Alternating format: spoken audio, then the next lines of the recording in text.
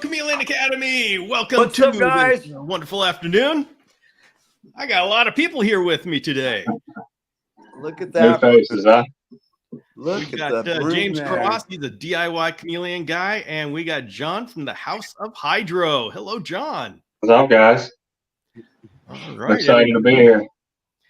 As anybody being around knows, James and I are really big on making our own foggers, and we're having a whole lot of fun with it. Awesome. Well, the part that really does the fogging, the transducer, that comes from John at the House of Hydro. It does.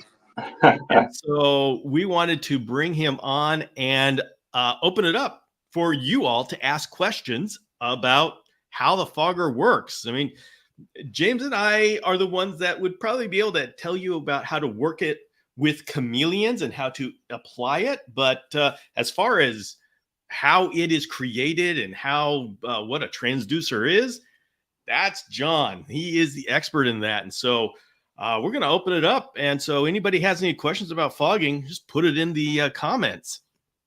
In the meantime, John, give us a little bit of an idea of what it's like being a fogmeister. I'll take that term.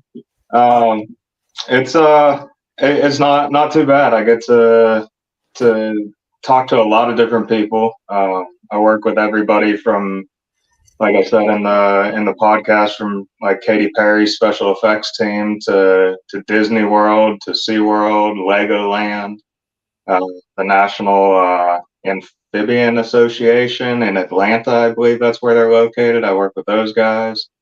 I'm all over the board. I can talk to anybody, and nobody surprises me. That's for sure. I just worked with an alpaca farm last week. That's wonderful. Yeah, so all kinds of crazy niches that I delve into. Well, let's see. Mizzou, Sean has a 12-disc system for his basement. Oh, that man's serious. Yeah. Well, maybe we ought to just answer that question. And I know we ask it every time, but everybody always wants to know how much fog does one disc produce, and what is the application for 3, 5, 12? Yeah, so I would say on average it produces around 500 milliliters per hour is what it can nebulize and pull out of the water. It changes from unit to unit based on efficiency. When you have a large 12-disc unit, you're probably not going to get 500 milliliters per disc based on really just the turbulence that's in the middle that creates a rougher environment to make fog. So you might see our extra large high-powered unit gets about 6,000 milliliters per hour. I think the round 12 disc gets, I want to say high 3s, low 4s. Off the top of my head, I can't exactly recall. Our 6-disc unit is extremely efficient. We're out of stock right now. I get asked that question probably once a week. Somebody wants to know when it's coming back. It'll be a minute, but it will be back. That's a solid unit. As far as applications, I would say most chameleon guys would be able to get away with a single disc unit unless they have an extensive setup going on. Mushroom growing is really where 80% of my customers come from. A standard Martha tent, which is your 5-shelf, 2 by 3 foot by 6 foot little greenhouse tent. You can get those up to 95% humidity in a matter of a minute or so with a single disc unit. That gives you a little bit of idea about what you can do with reptiles. And then there's so many different factors. An open top cage, open side cage, how much fresh air exchange you have, what your ambient humidity is. There's a lot of things that can change sizing. All right. One thing I'm really happy about is we're creating turbulence. Yeah, I've noticed that I've done a few of these experiments myself too, and I use a single disc and a 2x2x4. And then in my 4-foot cages, I've been using a 3 disc. And I just started experimenting last week, actually, with 3 cages that I put together with a 5 disc. And actually, I'm finding that 5 disc is pretty darn powerful. It's taken over. I'm doing 2 2x4s and a 4x4 cage with that guy. And boy, I'll tell you what, I actually have to open up the doors a little bit because that fog is getting real thick in there. Yeah, it really can. If you find that you have too much fog, if you over purchased a little bit, a standard voltage controller can knock that down for you. You can Google. We have them on our website, but you can find them on Amazon. Inline fan controller might be another name for it. Little silver box with a dial on it, and you can dial those back.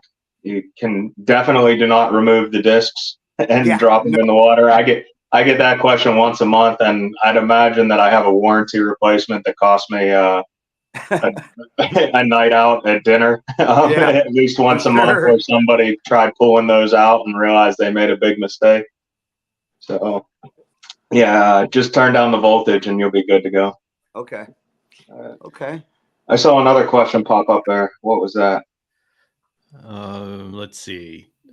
There's one from Nate that says, does anyone ever put 2 single, is this the one you're talking about? 2 single discs in a reservoir. Yeah, you can put 2 single discs in a reservoir. The nice thing about that is there's some redundancy there. In case there's a failure of one, you're mixing vibration and electricity and water together. So, when something goes wrong with it, it tends to go wrong, immediately, and you're without fog. I answer everybody's email within 1 business day though, and we typically ship out same day. So if you do have a problem, we get it right out to you, and usually have a replacement 2 days. But yeah, the single disc allows for some redundancy, which is nice, and there's no real problems with that. I will say, when you go to larger units, which I'd be surprised if any of your guys would bump up to 2 12-disc units or 2 6-disc units, the 36-volt units tend to have, it's called electrical corrosion. That can happen when 2 electrical sources are put into 1 water source. They kind of fight against each other and attack each other a little bit. So we don't recommend the larger 6 to 12 disc units going 2 to a tub, but yeah, you can definitely do the single disc units. Okay, let's talk about water quality. What kind of water should we use? Can we use? And what are the pros and cons of doing so? So you can use any water you want. They're originally called pond foggers. People would just chuck them into the fish pond outside their house. Pretty low quality water, pretty dirty. I see people running them in high iron water, high calcium water. The disadvantages to doing that are you're going to clean your discs a lot more often. The discs that vibrate will pick up the solids in the water over time, and you'll notice within an hour of running in water, even moderately clean water, you're going to see a little bit of buildup on the discs, which is fine, and they can take quite a bit. But after you see like a drop off in performance, you might want to take your t-shirt or a rag and just wipe the discs off real quick with your finger. And most of the time they wipe clean. So overall, you want to have low solids in your water, not high calcium, not high iron, because you will find that it nebulizes it and it'll lay it on surfaces. So if you have a high calcium water, you'll get a calcium dust, like a white powder on your surfaces. Ideal water, I would say, would be an RO water. Even a low quality RO water would be best suited for it. Somewhere around a ppm or a TDS level of like 15 to 25 is extremely clean water still. And so you won't find really any buildup on the discs. You won't find any calcium dust laying on anything. And what it does is the 15 to 25 ppm actually activates the water level sensor. So it lets your fogger know that the fogger's in water, and that it can operate safely. So when you end up using distilled water, I would say that's the only water that I would generally avoid. But if it's necessary for your project, go ahead and use it. But you can tell it does stress the fogger a little bit. It kind of is trying to figure out if it's in water. You'll hear almost like a weird buzz that's not making a great connection. So I don't know for sure, but I would say the fogger doesn't prefer to be run in distilled water. Okay. I use RO water for mine, and I'm very happy with it. I've been using somewhat filtered tap water, but I had so much calcium and mineral buildup, the white powder, it was distressing. Yeah, depending on your situation, it can absolutely be a mess. If you don't have RO water on Amazon or even in Walmart, you see them. If you go into the RV section, it's called a pure taste, something like that. Inline RV filter. And what you want to look for is the one that says sediment on it, and that'll pull the calcium out of it. It'll pull the iron out of it. If it doesn't say sediment filter and it says something like charcoal filter, that's not the one you're looking for. The charcoal filter will pull organic tastes out of the water and make the water taste great, but it's not meant to remove, calcium or iron from the water. So, but you can pick up 2 packs of those on Amazon for like $15 or $17. That's a good idea. Yeah, pre-COVID they were, I think, $11 for 2 of them. Well, John, I don't know if this is in your area of expertise, but do you know the difference between RO water and distilled water? I do, ish. And I'm kind of ish as well, so I'm not sure if I can explain it accurately. I'm sure I'll have some people chime in and say I'm wrong, but an RO filter uses a mechanical filter to remove sediment from the water. I think they can come in maybe 3, 5, and 7 stage RO systems, and it's just a matter of the filter micron size. I believe it gets progressively smaller to take contaminants out of the water. And so I have a 5-stage system, and I tested it. It's 0 TDS, and that's great. I'm trying to figure out what's the difference between that and distilled water. I don't know. I don't know. I mean, distilled is I don't know what the scientific definition of it is, but distilled, I believe, is to evaporate the substance and then collect the evaporation, which wouldn't contain any contaminants in it. Yes. Well, that's my understanding as well. But now I'm trying to, I still am lost when I'm trying to figure out, okay, so we come at it from different places, but I'm measuring the same thing. So I will have to figure this out. 0 is a very good RO reading. I get 7. I have a whole house RO system, and I believe it's 7 stage, and I've got a charcoal filter and a UV light on it as well. And I read 7 ppm. So that's about where I'd like to see people. If I had a magic wand and I could make everybody do as I say, I'd like to see them around 7 to 20 or so. But again, I mean, you can run wherever, whatever makes your heart happy. They'll nebulize it. All right. If you do want to be a little higher, if you have 0 TDS, you can even add a little bit of table salt, just a dash of table salt. It's not enough to be corrosive to anything or lay on any surfaces, but it'll knock that TDS level up a little bit higher. You can also use calcium carbonate, like a baking soda or something, just a little pinch in your water, and it's not enough to, have negative effects. Okay. What is in the future for fogging and foggers? And I don't know that if you have a finger on what's going on in the industry, but we're very disappointed with the availability of foggers, and it's like we're getting the B team just throwing stuff out from overseas. And so is there industry wide, is there more of an awareness of fogging or a movement towards better stuff coming out? We've experimented with a couple different things. Things like larger discs, higher power, larger discs, to try to reduce the amount of discs that are in these.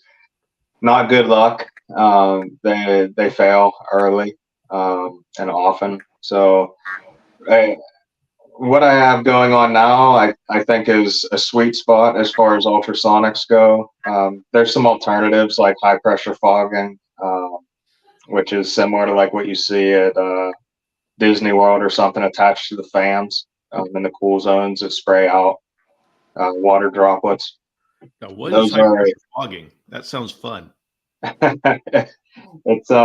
it's great for temperature changes. It's not so great for humidity levels. It ends up putting a lot more water on your floor than it does in your air. But those are some alternatives. There's some ultrasonic nozzles that they've had out for a couple of years. I want to say they're somewhere around $300, and you're absolutely using distilled water with those because they like to clog up. Clog. Yeah, so it's definitely it's a tough industry to be in. As far as getting quality stuff out there. And it's all overseas. as much as I would love to manufacture in the U.S., it's everything's overseas. Mm-hmm. All right, we'll assume that's tap water okay for chameleons? And Justin, yes, tap water is okay for chameleons. You will get a film of mineral deposits sitting around, and if you have a sedentary chameleon, you'll end up with deposits on your chameleon. Yes, John? I just want to say, not all with tap. It's definitely it's definitely dependent on your location, because there's some really high quality tap water areas. I see the difference between somebody that has hard water and somebody that has a decent tap water. It's there. So I would say that it'll leave a film of dust. I say that with caution. Like it may or may not. And all the stuff that they put to purify the water in the cities that you're in too. Yeah, but you can, if you do have hard water, you're definitely gonna find that dust. Yeah, I live in an area where I have the hardest water, and you got to chew your water. And I've seen some foggers that are literally I don't even know what it looks like a cake of white nerds. Yes, what I produce if I use my tap water. yeah, and people come to me after like 7-8 months and show me this thing and go, "When should I change the discs?" I'm going, yeah, 6-7 months ago. But Justin, we don't know of any health issues, like if you want to rain on your chameleon as far as drinking, but it will clog nozzles so quickly if you have hard water. Here's a James Cross question. Yeah. So, well, John's given me a lot of influence on this too. It's all about pipe sizing. And I just use PVC fittings without any glue. But as John has stated in the past and in our last video, the bigger the pipe you start off with, that you can send these off to your cages, the better you're going to have more fog flow. So I usually start off with a 2-inch pipe and try to reduce it down close to the cages. And I use PVC fittings. All right. Just to chime in, Stephanie, who's in James's favorite place. I'm sorry, what was that? She's joining us from Home Depot, James. Oh, I was there this morning. Hey, Stephanie. Yeah, John, this is the way live sessions work. It's we interrupt for audience. No, that's good. That's good. I was just gonna add to the PVC piping question. If you find that you feel like you definitely bought the right size fogger and you're still struggling to get that humidity level up, definitely look at your pipe size. If you're in a 2-inch pipe or below, if you just Google the search term PVC flow chart, you can see, the difference in water flow gallons per minute from, I want to say a 3-inch to a 4-inch pipe is somewhere around like a 56% reduction in flow, which is significant. It's a very significant change. Yeah, 3-inch pipe, when we're using those in the back of our cages, it's just so much pipe, Oh, so yeah, that's yeah. why, Oh, your chameleon's going to pull an Alcatraz escape. right, exactly. Climb through the hole to get out. All right. Yep. Joanne, we all got to say hello to Joanne, who has What's up, Joanne? who has unexpectedly become a major side character here. She's a mega fan. She's a walk-in, did a cameo, and became a star. Right. So, all right. So we have come up with our construction, our fogger construction, and James has put that togeture. And so yeah, I watched a bunch of your videos, I guess, in the beginning about 2 or 3 years ago, John, and that's what pushed me into buying it. In the first place, I was like, I'm going to give this thing a try, and then of course, then I kept trying to narrow it down, and I tried a lot of different ways of putting it together, and that's how I came up with that bucket fogger, which really works well for most of the people and most of the applications that we've been using it with. And I also use the totes. I have one that's a 16-gallon. I have one that's a 27-gallon. I really love the 27-gallon because I can fill that sucker up and it can go almost 2 weeks long. Yeah.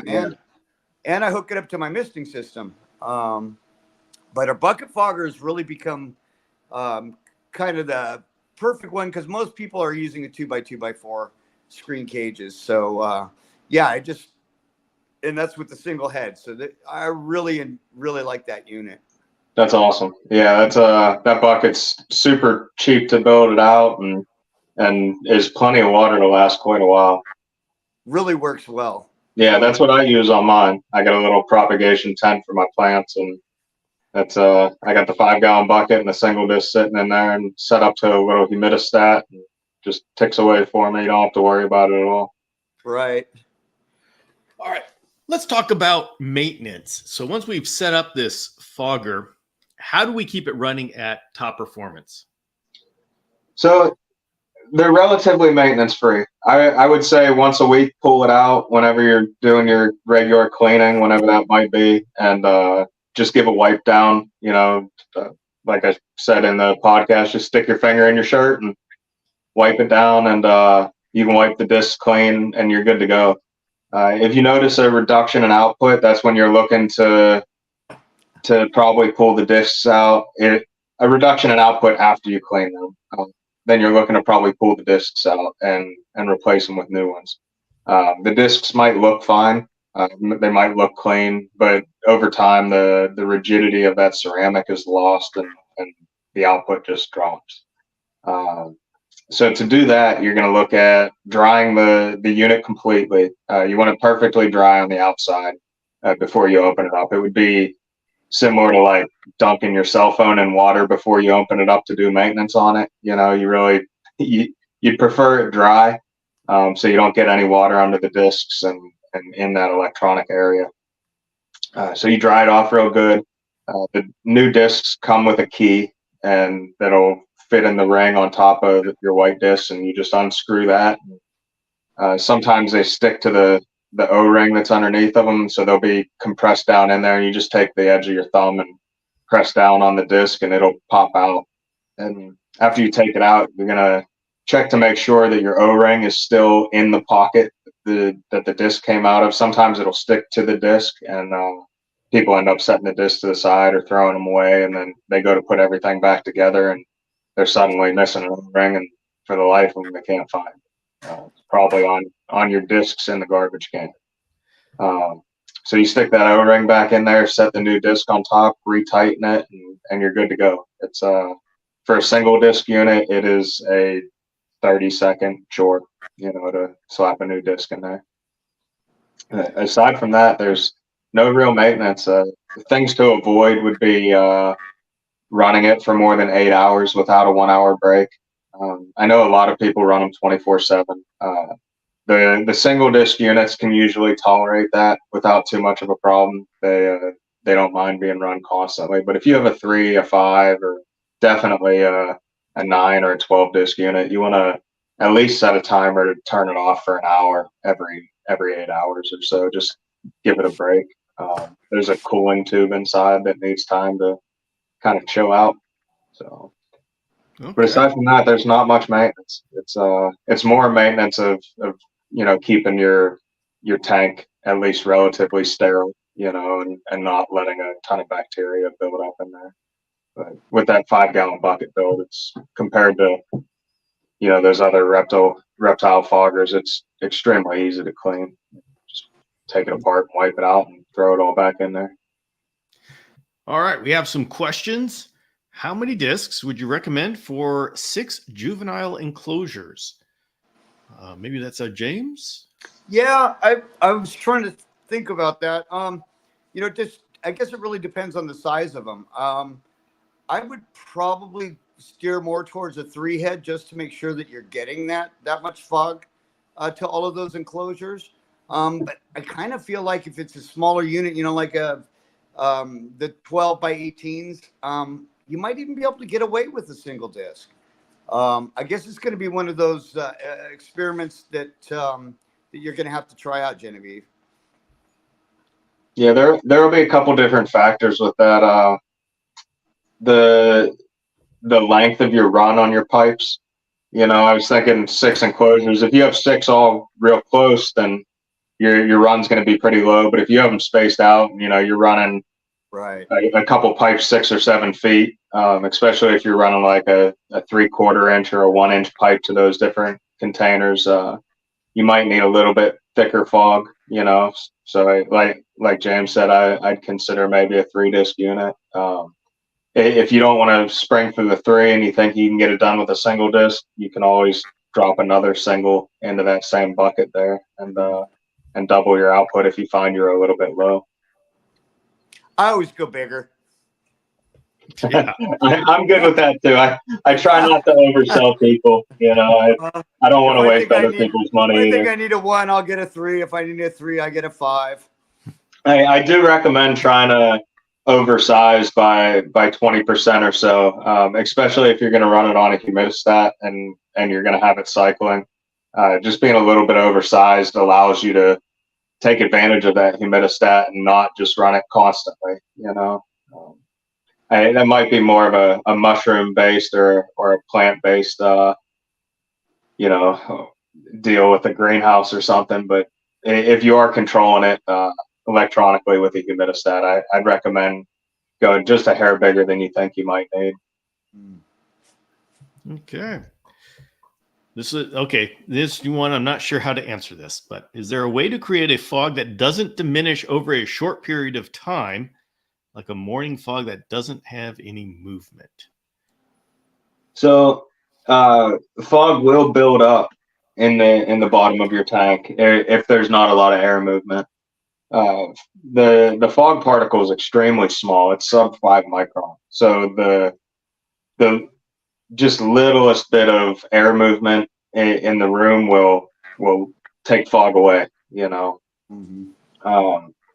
The only other things I would suggest, which I don't believe you guys would recommend, is to put like a glycol in the water, like a fog juice. You can add just a tablespoon of glycol to your water reservoir, and that'll give the fog some opaqueness. So that's what they do with the special effects to create a heavy white fog. But I'd imagine your chameleons are probably not going to be thrilled. Yeah, the chameleons actually don't like fog very much, as far as they don't like to see it.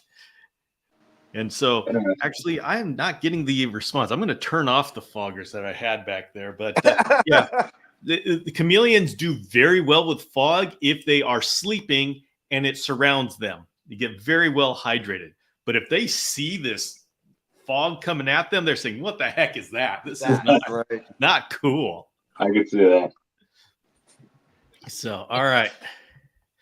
Genevieve says, if I want to set up a bucket, what is the maximum amount of cages I can fog? I'm going to go shut this off, and I'll let you guys. Yeah, if I was to use the fogger, I don't think that that if you're going to be putting up, I would just consider for a 2x2x4 as a single head. After that, you're going to have to start adding more heads. That's the way I kind of see it.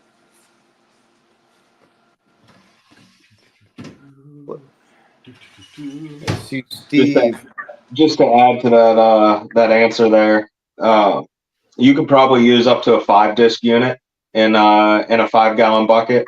I say that with caution. If you plan on running it continuously, or not refilling the water and checking the water regularly, and you plan on running the unit out of water regularly, I would go with larger than a 5-gallon bucket.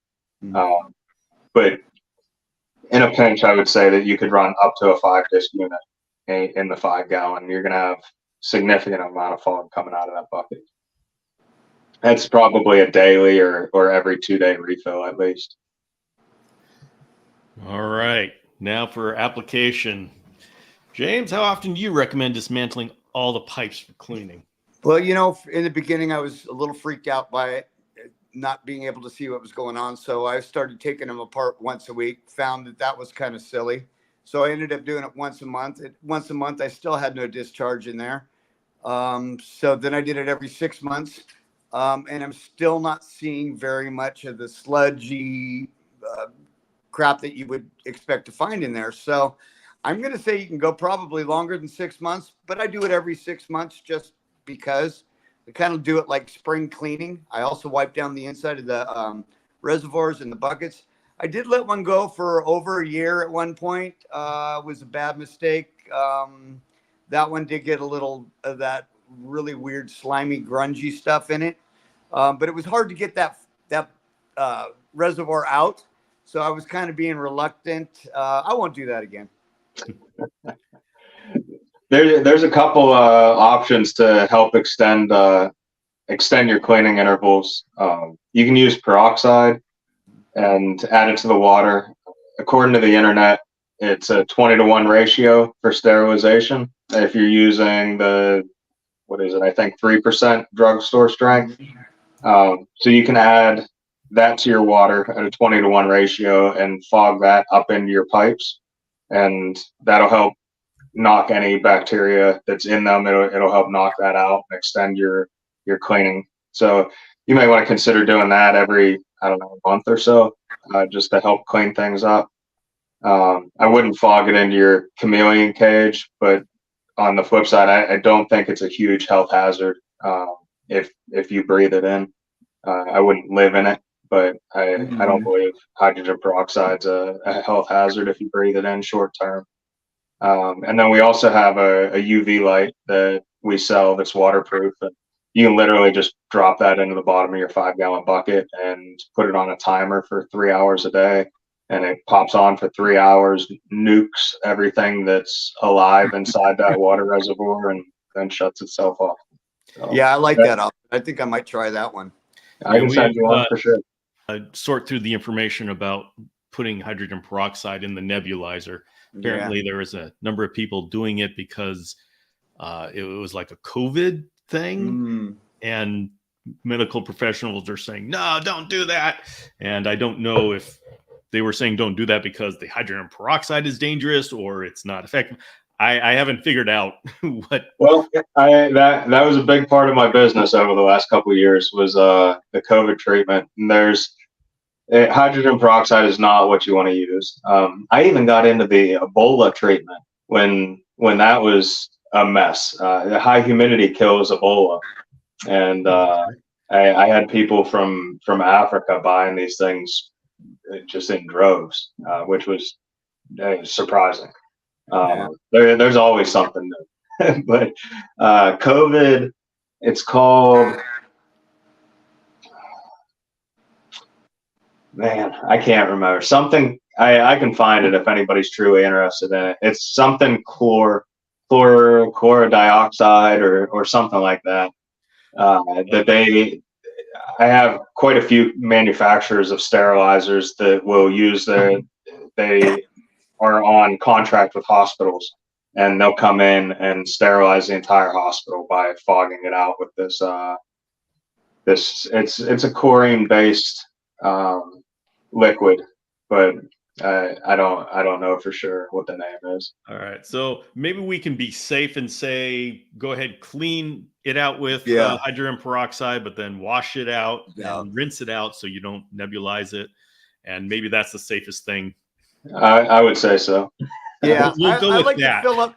I like to fill up my habitats too when I'm doing it. I'll usually use piping hot water, and I think that helps give me the longevity of having to clean it in between cleanings. I don't know if it's true or not, but it just something that I do. I would say that if you're running the fogger and water temperatures over about 115 degrees, you're going to wear those discs out super fast. Yeah, I'm only doing it when I'm doing water exchanges, so that way I don't run the foggers when I'm doing it. Perfect. I wanted to put that out there. Yeah, and I throw that disclaimer in there just so no one contacts me via email. I'll have a rash of these chameleon guys. Yeah, but, you're also gonna get. I also want to say bleach is definitely not something you want to use and run the fogger in. You know, it sounds like a great idea to pour some bleach in there and fog that into your pipes and kill everything, and it will kill everything, including your fogger. So please do not put it in. Do not use bleach. And how about vinegar? Vinegar is perfect. Vinegar is my friend. It's great for sterilizing stuff. It's great for knocking off buildup on the fogger. You can, if you want to do maintenance and you have hard water, you can pull your fogger out of there and drop it in a little thing of vinegar, or just spray it down with some vinegar and let it sit there for 10, 15, 20 minutes, and it'll break up all that calcium. It'll make your disc real easy to clean up, and vinegar is the way to clean. Yeah, vinegar is one of my choices for hard water deposits. We're on a well out here, so I don't have a choice. But yeah, we're going to be working on some kind of RO system too here real soon in the episode. So we're trying to figure something out here for a constant RO system as opposed to the ones where you go underneath your sink and you got to fill it up with that little 10-gallon. Yeah. Some of us need more water than that. There is an option. I've never personally used them. I sold them for a while. It's a fish tank RO filter that clips right onto the back of a fish tank. I sold these until they kind of got, in my opinion, just priced out of the market with all the tariffs and stuff that were being put on things. But I would say they're $100 and some now. They clip right onto the back of your water reservoir. Like they'll clip them right onto the 27-gallon tote with the fogger inside, and it just constantly circulates the water, huh? Yeah, and filters it out. And I never had one person come back and say it wasn't doing what they wanted it to do. So that's interesting. Yeah. If you look on Amazon for maybe fish tank RO filter or something like that. Yeah, somebody sent me a link to one that was it was a 3-stage filter, but it wasn't necessarily something you had to have a separate tank for it. So I'm out here in the country, I'm gonna go get me one of them tanks, them big ones you have up on top of the hill, and see what we can do. Nice. All right. Eliza Ann is having trouble with gnats in her bucket. Suspecting they get through the fan. Is there a way to cover the fan that won't damage the fan? Yes, there is. So with the fan, you'll get 4 little stainless steel bolts with some nuts on them. Mm-hmm. You can go to Walmart and get yourself a little piece of that green mesh filter fabric that they sell back with all the air filters, and just cut that to size, same size as your fan, and stick it right underneath the filter or the blade guard, and that'll hold a nice little filter in there for you and keep out gnats. I guess are a problem in the mushroom world. It's spores. Spores get in everything and cause problems. So those guys filter their fan all the time with a little piece of HEPA filter. Okay. Hey, Howard is asking, you guys figured out a way to have your fogger be a fogger as well as turn into a rain drip, so you don't have 2 different systems. Now, Howard, are you talking about like a mist system or just a dripper? He's trying to confuse us. That Howard's silly like that. Okay. We do make them. We attach it to our misting system. I think the rain thing he's talking about is where you have the droplets coming down instead of the mister heads themselves. And our fogger and he's laughing. See that little turkey? It's we are using our bucket fogger for our reservoir, for our foggers and our misters. That's what makes this system so cool. I guess depending on the size of the cage you have, you could get a similar effect out of it.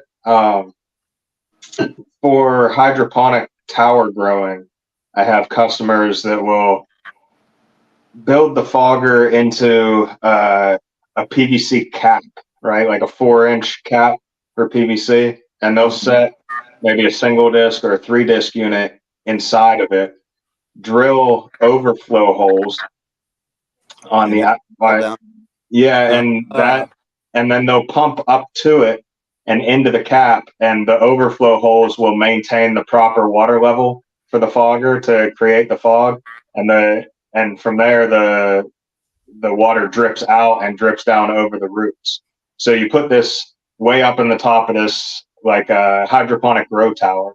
The water reservoir is at the base, and you'll pump up to that and into it, and it'll fog and rain down on the roots.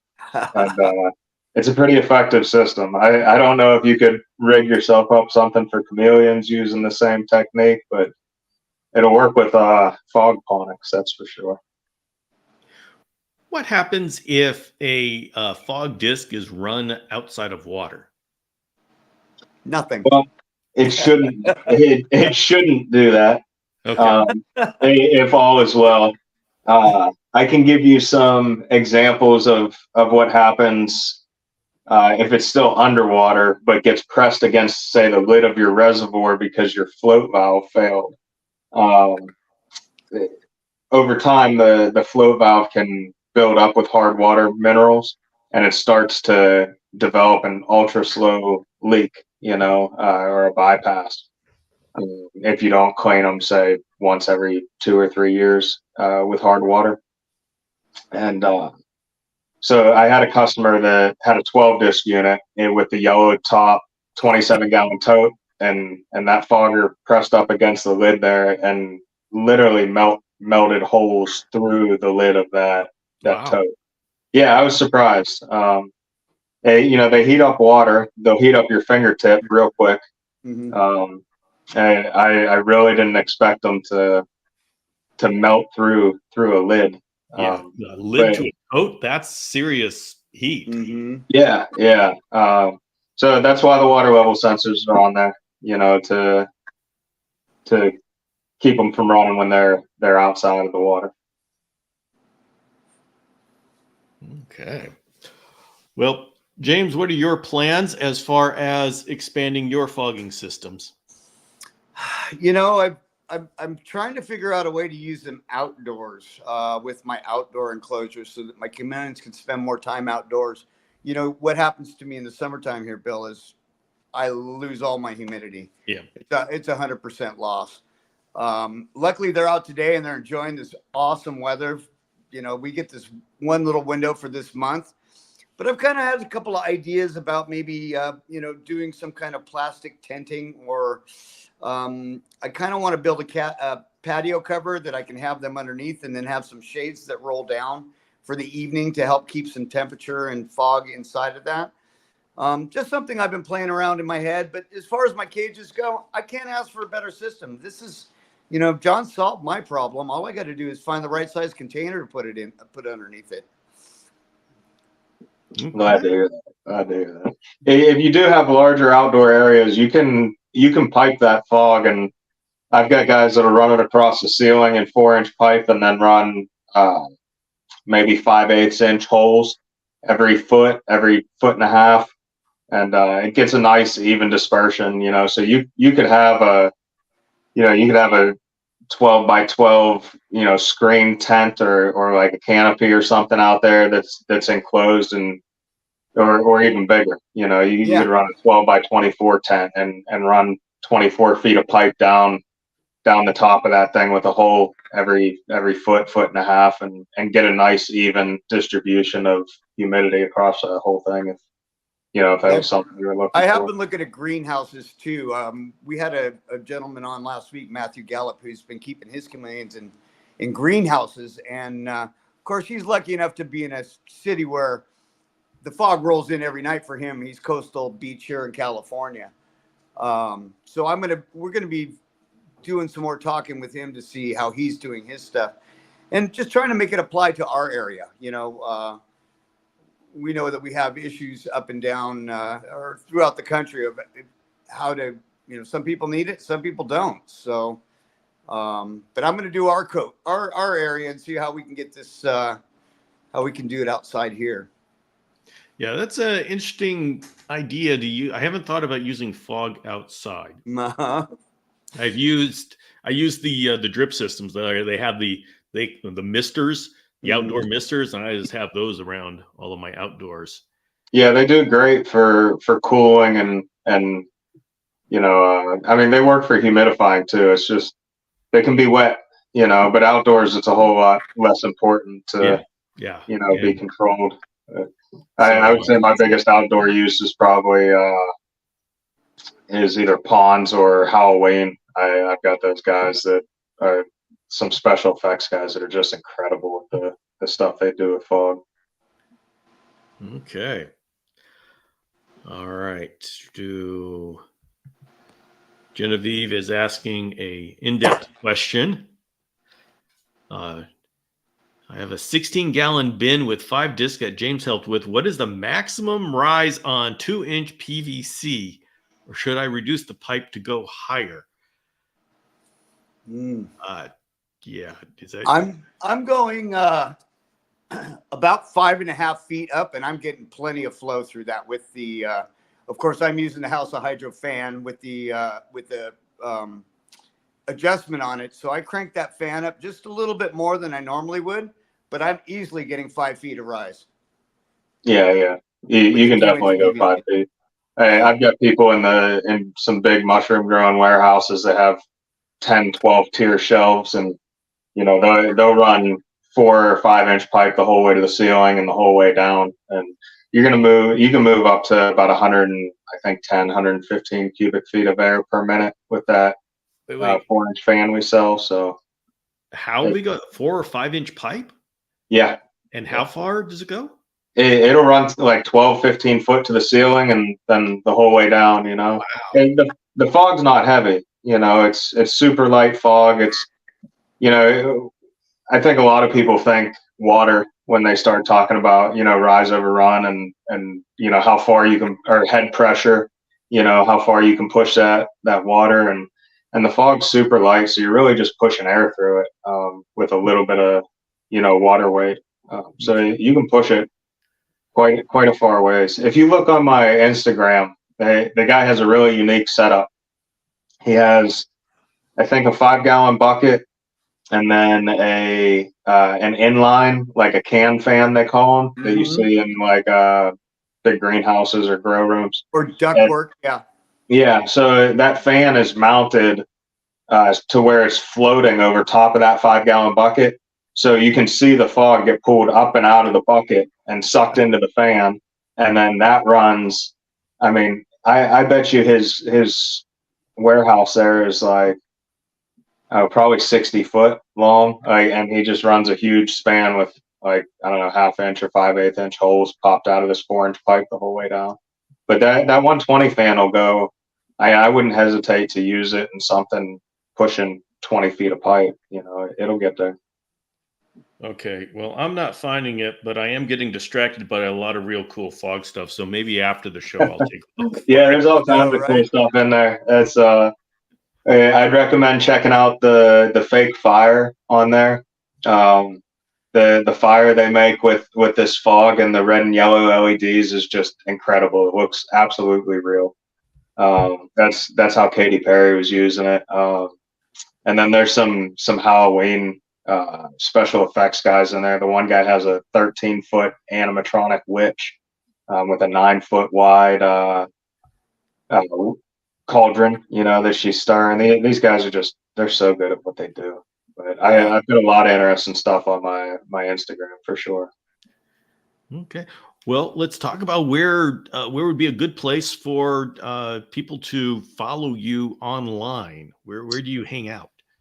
I don't hang out much anywhere. I'm off. I'm awful online. I really am. I wish I was better.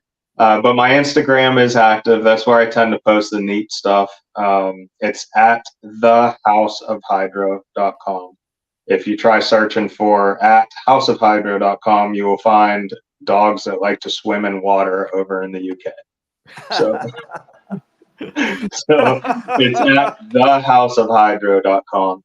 And that's definitely the place to check out the neat stuff we got going on. If I post on Instagram, it's usually on Facebook as well, so you can find me over there. The House of Hydro. That's where we're at.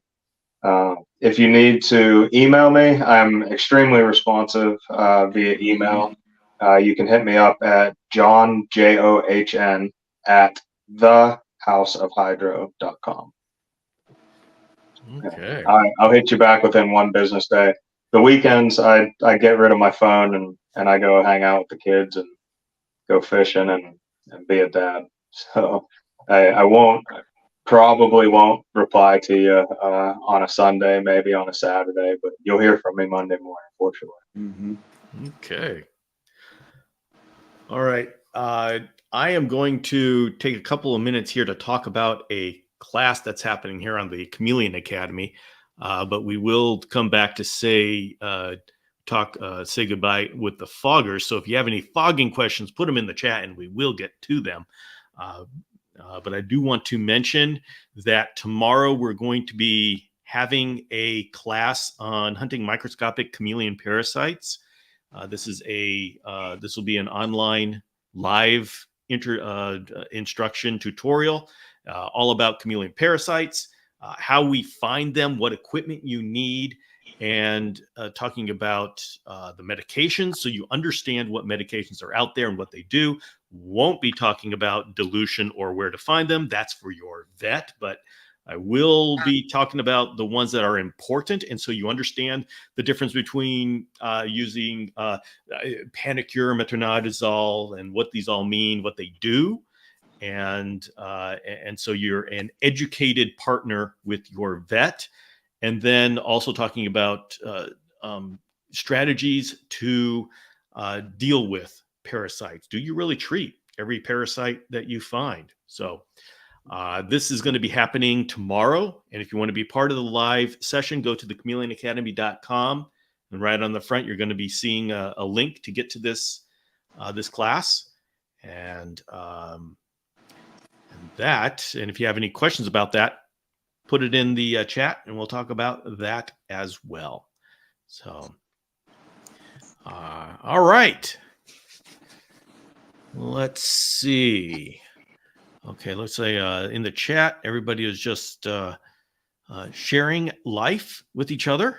Yeah, Justin, that's just a Parsons cage that I have behind me.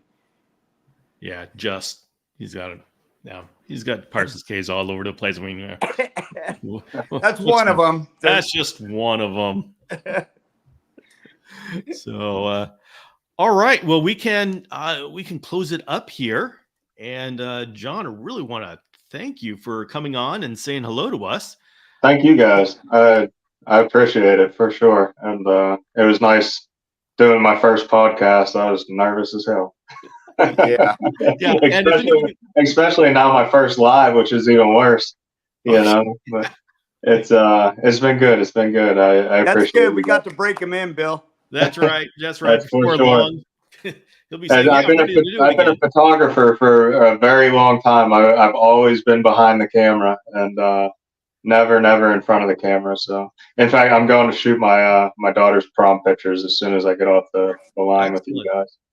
Well, our show itself really had a lot of good feedback. My DMs blew up. I have tons of people responded from that. So that episode was really, really informative. And we really appreciate you giving us your time.